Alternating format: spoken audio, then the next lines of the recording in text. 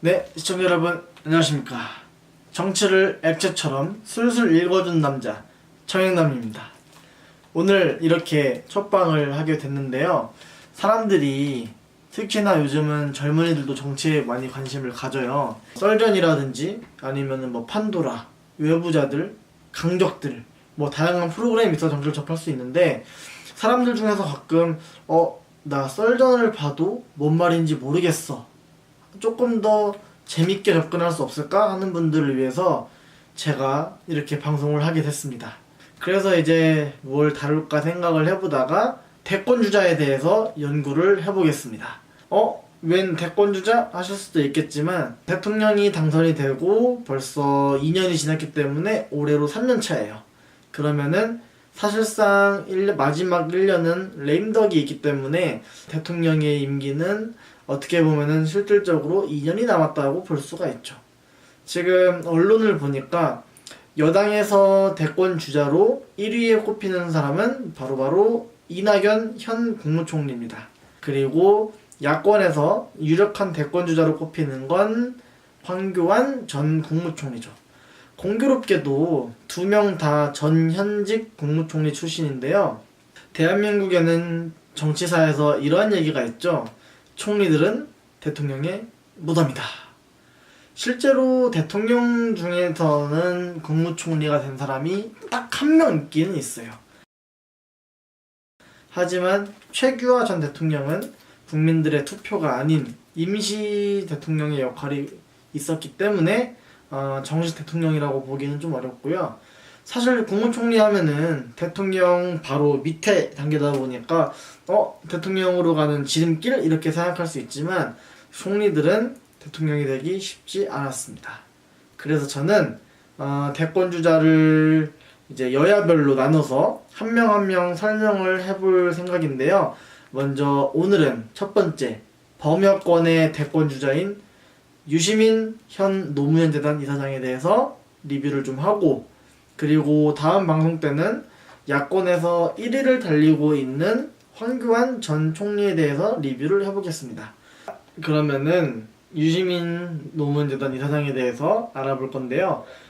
분명히 이낙연 총리가 대권 주자 1위라 그랬는데 웬 유시민 작가? 이렇게 생각하는 분들이 있을 거예요. 하지만 저는 유시민 작가를 아주 유력한 대권 주자로 보고 있습니다. 그 이유는 본인이 계속해서 얘기를 해요. 정치 안 할 겁니다. 선거에 나가기도 싫습니다. 대통령 안 할 겁니다. 하지만 저는 그걸 보면서 저는 반드시 대통령에 나가겠습니다, 이렇게 지금 듣고 있거든요. 정치인들에게 정치를 안 한다는 메시지는 정치를 반드시 하겠다라는 메시지와 동일합니다. 정말로 은퇴를 하는 정치인은요, 나이가 굉장히 많거나 이미지가 돌이킬 수 없이 실추됐거나 선거에서 연이어 참패를 당했거나 이런 경우를 제외하고는 사실상 다 돌아오기 마련이죠. 대표적으로 지금 바른미래당의 대표인 손학규도 정계를 은퇴하겠다, 심지어 전남 강진에 산에서 살았어요. 산에서 살다가 기자들이 오면은 정치에 관심도 없는데 왜 왔냐 이래놓고서 지금 보세요. 무려 야당의 대표입니다. 그렇기 때문에 저도 유시민 작가가 대권에 나갈 거라고 생각을 해요. 왜냐면은 대통령이라는 자리는 본인이 하고 싶다고 노력해도 하는 자리가 아니지만, 이거를 역설적으로 뒤집으면은 아무리 본인이 하기 싫어도 안 할 수 없는 자리이기도 하죠. 예전에 문재인 대통령도 그랬어요. 본인이 아무리 정치를 안 하겠다고 계속해서 거부하고 2012년도에는 약간 등 떠밀려 나온 이미지, 문재인의 문제는 권력 의지라는 말이 있었지만, 한번 대선에서 패배를 하고 난 이후에는 정말 적극적이고 열성적으로 바뀌었고 결국 2017년도 대한민국 대통령으로 당선이 됩니다. 그렇기 때문에 저도 이제 유시민 작가를 보면은 대통령의 향기가 좀 난다, 이렇게 생각을 하고 있습니다. 최근에 대통령 선거가 끝나고 이제 그런 얘기가 있었어요. 지방선거 끝나고 나는 정의당원이 아니다 라고 밝혀서 화제가 됐었는데요. 일각에서는 왜 유시민이 갑자기 정의당을 탈당했을까? 이런 궁금증을 많이 자아내고 있어요. 선거에 방해가 될까봐 굳이 말하지 않았지만 탈당한 지는 좀 오래됐다 라고 밝혔는데요. 그러면은 일각에서는 더불어민주당으로 가려는 거 아니냐, 다음 대선에 나오는 게 아니냐, 다음 총리가 되려고 하는 게 아니냐, 이러한 추측들을 내놓고 있는데 저 역시도 그러한 추측에 한 표를 던지겠습니다. 왜냐면은 정의당과 더불어민주당은 같은 범여권이에요. 범여권이 있고 범야권이 있어요. 여당은 집권을 하고 있는 당, 대통령에 소속되어 있는 당이 여당이고 그 나머지는 다 야당입니다. 하지만 여당과 성격이 비슷한 정당들이 있는데요. 간혹 전 집권 여당인 더불어민주당은 진보 쪽으로 분류가 되기 때문에 정의당 혹은 민주평화당을 범여권으로 분류를 하고 진보 성향보다는 약간 보수, 중도 이렇게 진보와는 결을 달리하는 정당, 즉 자유한국당과 바른미래당은 범야권으로 보는 거죠. 근데 정의당 당적을 가지고 있으면은 민주당 출신 문재인 대통령이 유시민 작가를 밀어주거나 아니면은 내각에 쓰기에는 조금 무리가 있었어요. 왜냐? 더불어민주당에서 문재인 대통령을 만들기 위해 고생한 사람이 엄청 많았기 때문이죠. 왜 자기 집 식구도 못 챙기는데 남의 집 식구를 챙기냐, 이런 비난이 있기 때문에 저는 정의당을 탈당한 걸 보고 잘하면은 다음 내각 때 총리를 하는 게 아닐까? 이런 생각을 좀 했었어요. 왜냐면은 문재인 대통령이 집권을 하고 인기가 계속 올라가다가 지금은 조금 하락하고 있어요. 얼마 전에 뉴스를 보니까 처음으로 긍정 지지율보다 부정 지지율이 조금 더 높았다라는 그런 기사를 봤거든요. 그러면은 보통 이럴 때 우리 정부가 정책적으로 풀어가면 참 좋지만 대부분 인물, 스타 이런 식으로 돌파구를 찾는 경우가 우리나라 정치에 종종 있었습니다. 왜냐? 역사는 반복되니까요. 그래서 지금처럼 지지율이 떨어지고 인기가 예전 같지 않으면서 고전을 면치 못하는 문재인 대통령에게 스타성이 있고 경험도 쌓였지만 참신한 이미지가 있는 유시민 작가는 아주 매력적인 카드가 될 수 있다라는 거죠. 더군다나 이낙연 국무총리가 현재 호남 사람이기 때문에 다음 총리는 아마 비호남이 될 가능성이 매우 높습니다. 충청, 강원, 경기, 제주, 영남. 하지만 이제 충청이나 강원은 아직 총리를 시킬 만한 인물이 별로 보이지가 않는데요. 그래서 저는 초창기에 호남 총리를 선택했다면 제 2기 내각에는 영남 총리를 선택할 것이다. 그러면은 지지율이 떨어져가는 문재인 정부에서 영남 출신의 젊은 층들로부터 인기가 많은 그런 정치인이 누가 있을까 하면은 저는 바로 유시민이라고 생각을 합니다. 최근 문재인 대통령의 지지율 이탈, 즉 이영자라는 현상이 있었어요. 20대, 영남, 자영업자 이 세 개의 계층에서 지지율이 많이 떨어졌다는 얘긴데요. 무려 이 20대에게 인기가 많고 영남 출신인 유시민 작가가 딱이라는 거죠.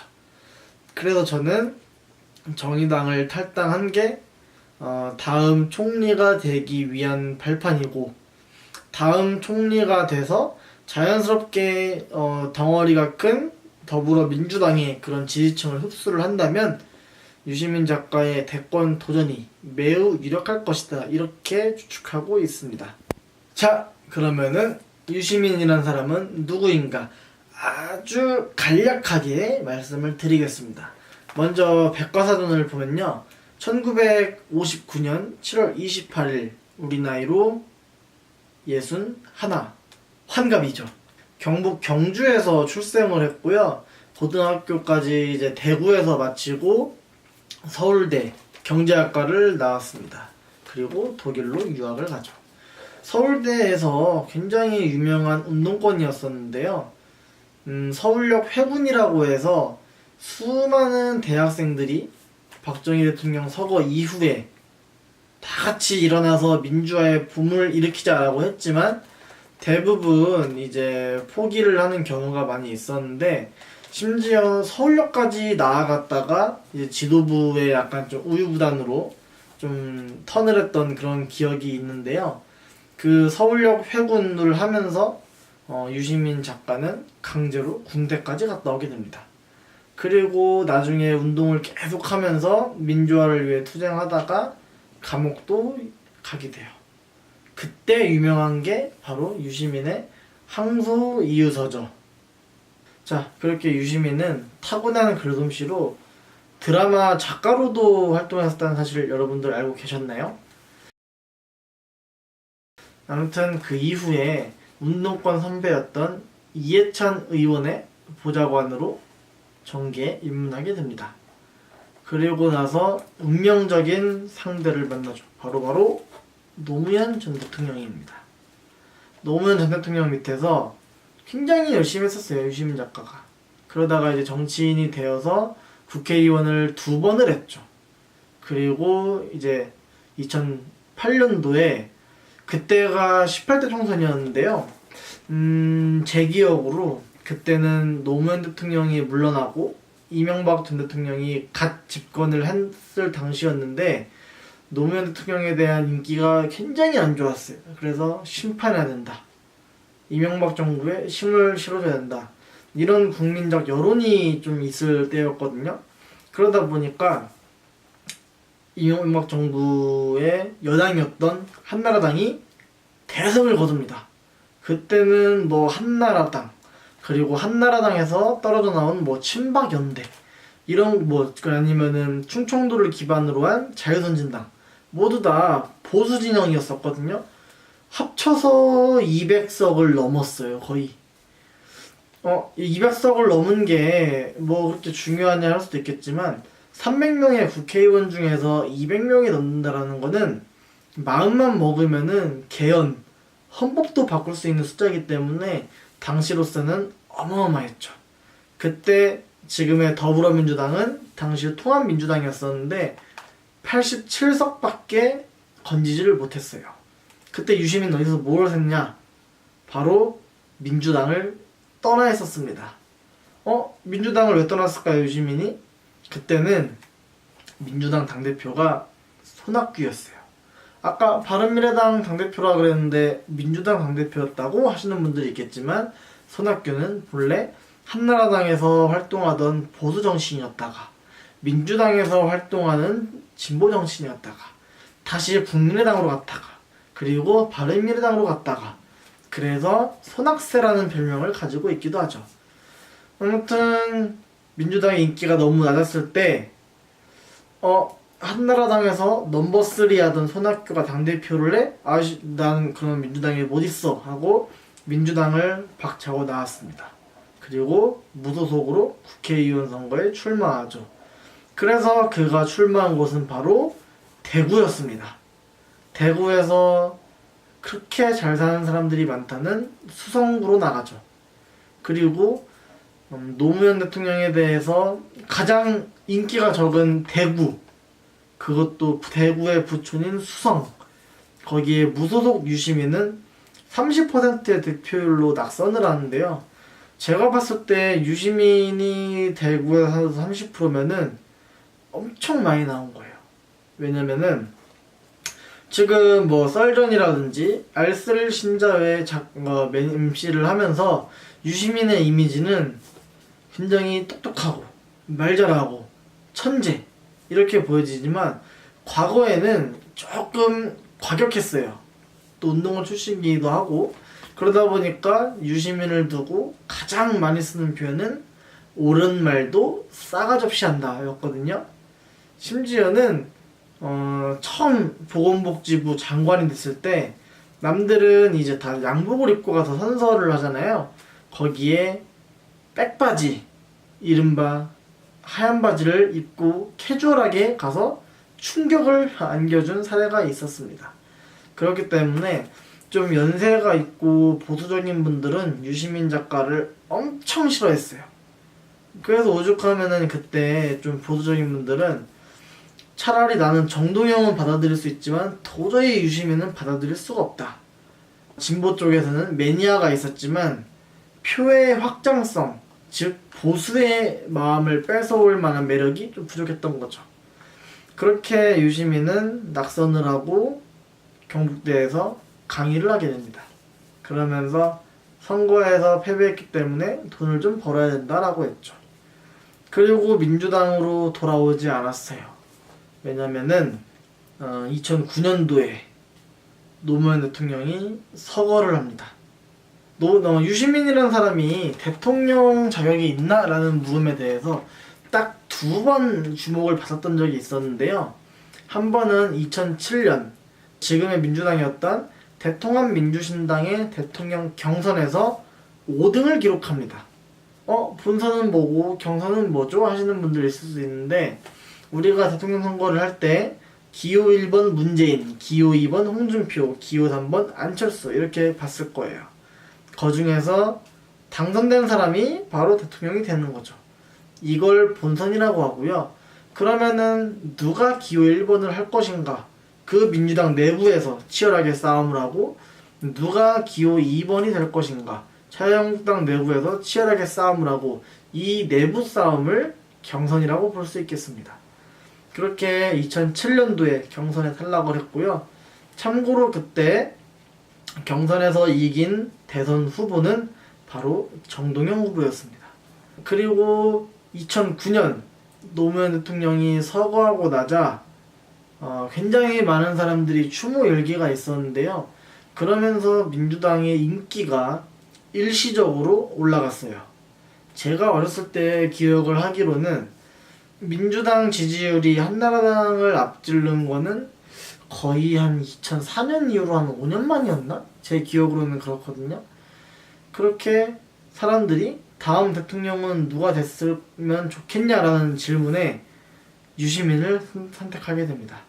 그때 아주 잠시 동안 대권 후보 조사를 하면은 1위는 보수의 박근혜, 그리고 2위가 진보의 유시민이었습니다. 제 기억으로 그때 한 지지율이 한 15% 됐어요. 그때 유시민이 뭐라 그랬냐면은 15%가 나만의 정치를 하기에 정치 자산으로서는 딱 좋다라고 이야기를 했었는데요. 당을 하나 만들어요. 그 당을 김대중 대통령의 국민의 정부, 노무현 대통령의 참여정부를 계승한다 그래서 국민참여당이라고 했습니다. 저는 국민참여당에 굉장히 회의적이었어요. 2010년 지방선거 때 한나라당은 딱 하나 우뚝 서 있었지만, 당시 야권은 민주당, 국민참여당, 지금의 정의당인 진보신당, 그리고 민주노동당, 굉장히 복잡했거든요.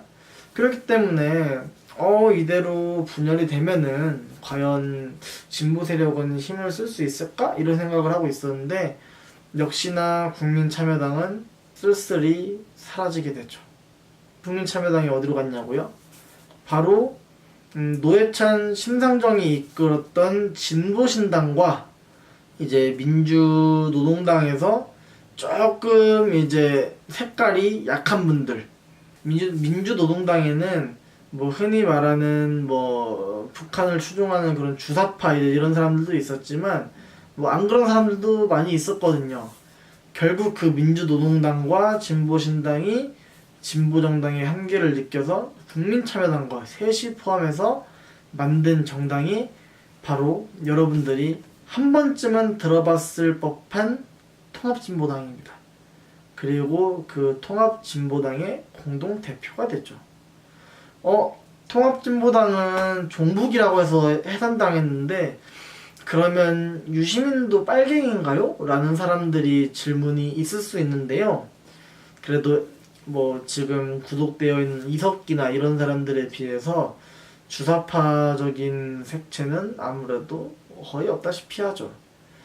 그렇게 통합진보당이 되고 2012년 19대 총선에서 통합진보당은 대박을 칩니다. 소위 10석도 넘기기 어렵다던 서브 진보정당에서 무려 13명의 국회의원을 당선시킨 거죠. 하지만 비례대표 낮은 순위를 받았던 유시민은 이 선거에서 낙선을 경험하게 됩니다. 그리고 나서 통합진보당은 부정선거 사태가 터지죠.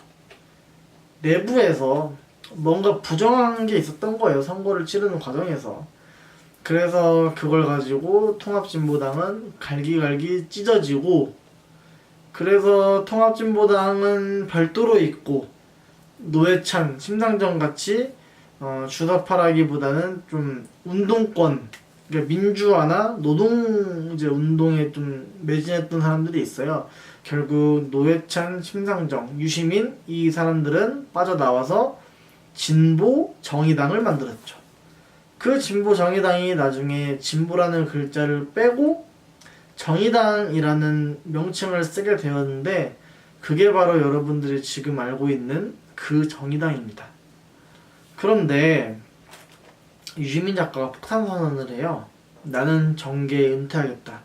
이제는 작가로서 글만 쓰겠다. 이렇게 얘기를 했습니다. 뭐 여담으로 노무현 대통령이 그랬다고 그러죠.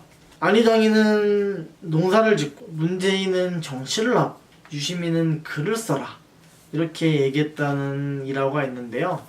작가로서 책을 내고 방송에서 평론가로 활동하고 그러면서 정치랑은 한 단계 물러서는 모습을 보였죠. 그래도 워낙에 유시민 작가가 팬이 많다 보니까 유시민 작가의 팬클럽인 뭐 시민광장 이런 데서는 여전히 좀 현장으로 돌아와라 이런 목소리가 많았는데요. 자신은 정치를 할 때 즐기지 못했다, 불행했다 하면서 정치에 선을 그었지만 정의당을 탈당했다라는 얘기가 들려오고, 그리고 마침내 얼마 전 노무현 재단 이사장으로 취임했다라는 얘기가 들려오면서 저는 확신을 했어요. 아, 유시민 대권에 나옵니다. 노무현 재단의 역대 이사장들 보면은 국무총리 출신만 2명이에요. 한명숙 전 총리, 이해찬 전 총리. 근데 유시민이 노무현 재단의 이사장이 됐다라는 거는 저는 이미 정치의 한복판에 서 있다, 이렇게 생각을 하고 있고요. 정치인은 선거 나온다는데 왜 다 안 나온다고 아니라고 할까요? 라는 질문에 대해서는 정치인은 나는 출마할래, 의원이 될 거야, 대통령이 될 거야, 의사를 밝히는 순간 남들이 그럼 저 사람은 뭐 하는 사람인지, 어떠한 전과가 있었는지 그거를 다 파헤칩니다. 즉 먼저 맞는 매가 낫다라는 말도 있지만 먼저 출마 의사를 밝히면은 더 많이 맞아요. 그냥 먼저 맞고 끝나는 게 아니라 계속 맞습니다. 가뜩이나 유시민 작가처럼 좋아하는 사람과 싫어하는 사람의 호불호가 명확한 정치인들은 일찍 출마한다고 이야기를 할수록 공격의 대상만 된다는 거죠.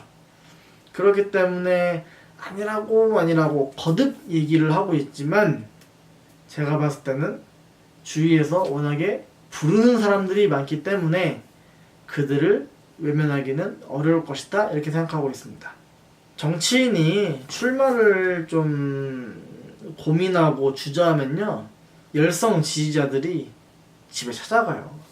여러분들 옛날에 아마 자료화면 보면 아시겠지만 이인재 집 앞에 가서 소리 지르고 나오라 그러고 그렇게 하다 보면은 정치인들은 집 앞에 수백 명이 이렇게 앞에 있으니까 몇만 명, 몇십만 명, 몇백만 명이 날 좋아하는 것 같은데, 이런 착각에 빠지는 경우가 있는데요. 그거를 흔히 정치 현장에서는 유세뽕이라고 하죠. 근데 유시민 작가가 그런 거에 흔들릴 것 같진 않지만 그의 측근들이 절대로 가만 놔두지 않을 겁니다. 그렇게 국민들이 나오라고 요구하고 측근들이 나가라고 흔들면은 제가 봤을 때는 다음 총리가 될 수 있을진 없을진 모르겠지만, 왜냐면 저는 정의당을 탈당했을 때 다음 총리가 유력하다고 봤는데 갑자기 사람들이 이렇게 대권주자로 막 칭송하고 노무현 재단의 이사장이 됐다라는 거는 총리를 거치지 않고 바로 대권으로 갈 수도 있다 이런 생각을 좀 하거든요. 그래서 저는 유시민 작가의 대권 도전은 매우 불가피해질 것이다 이렇게 생각을 하고 있습니다. 그렇기 때문에 만약에 유시민 작가가 나 대권 출마할래 라고 말하면은 저는 그 지지율이 아마 이낙연 총리를 앞지르지 않을까 이런 생각을 좀 하고 있습니다. 그렇기 때문에 저는 여권에서는 현재 유시민 작가가 보이지 않는, 드러나지 않은 아주 강력한 잠재적 대권 후보라고 생각을 하고 있고요. 향후에 어떠한 정치적 행보를 보일지 매우 관심이 가지는 바입니다. 그리고 다음 시간에는 보수진영, 범야권에서 대권주자 선호도로 1위를 달리고 있는 황교안 전 총리에 대해서 알아보는 시간을 갖도록 하겠습니다. 감사합니다.